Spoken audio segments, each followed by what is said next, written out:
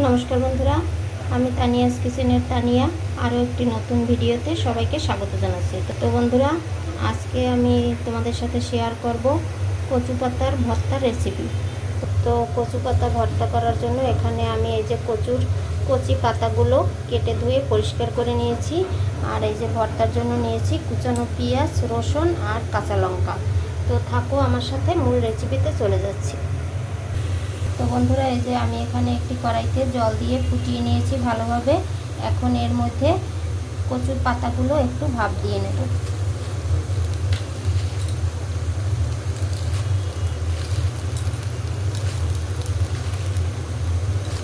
এই যে সব পাতাগুলো দিয়ে দিলাম। এখন 2-3 মিনিটের মতন আমি একটু পাতাগুলোকে ভাপ দিয়ে নেব।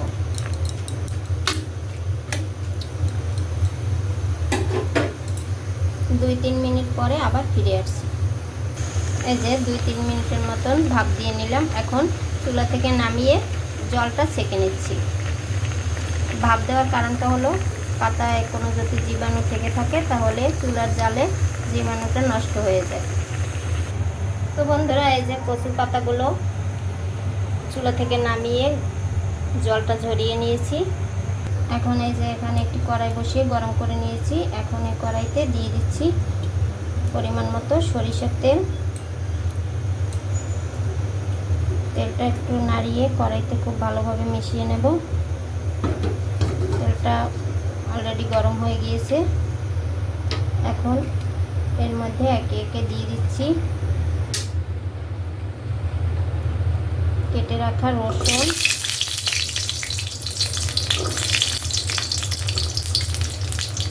রসুনটা একটু নাড়াচাড়া করে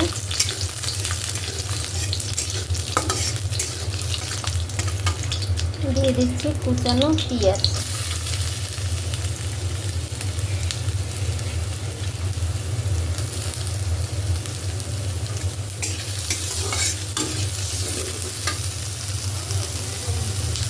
আর দিচ্ছি কাঁচা লঙ্কা। ঝালটা আপনারা আপনাদের মতো করে দিয়ে নেবেন। আমি ঝালটা কম খাই, এজন্য কম দিয়েছি। তো পেঁয়াজ, রসুন আর কাঁচা লঙ্কাটাকে আমি খুব ভালোভাবে ভেজে নেব। এই যে পেঁয়াজ, রসুন আর কাঁচামরিচটা খুব ভালোভাবে লাল করে ভেজে নিয়েছি। এখন এর মধ্যে ভাপ দিয়ে রাখা কচু পাতাটা দিয়ে দিই। এখন পেঁয়াজ, রসুন আর কাঁচা মরিচের সাথে কচু পাতাটাকে ঢাকা দিয়ে দিয়ে সিদ্ধ করে নেব।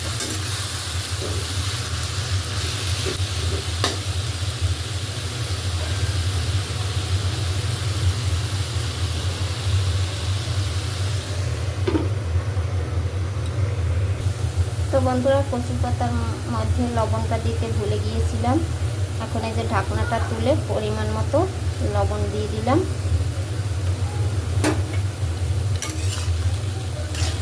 লবণটা একটু মিশিয়ে নিচ্ছি।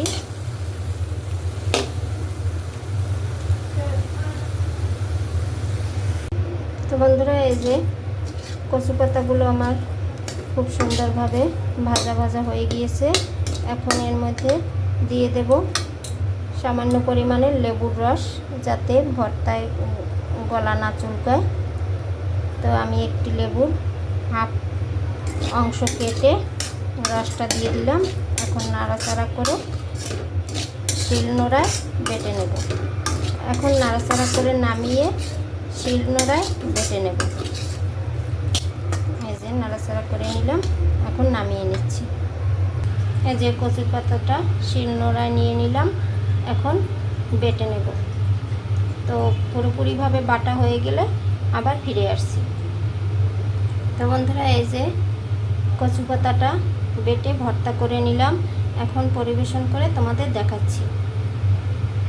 তো বন্ধুরা, এই যে রেডি হয়ে গেল আমার মজাদার এবং লোভনীয় সহজ কচু পাতা ভর্তার রেসিপি। তো আজকের এই কচু পাতা ভর্তার রেসিপিটি তোমাদের কাছে কেমন লেগেছে কমেন্টে জানাবে।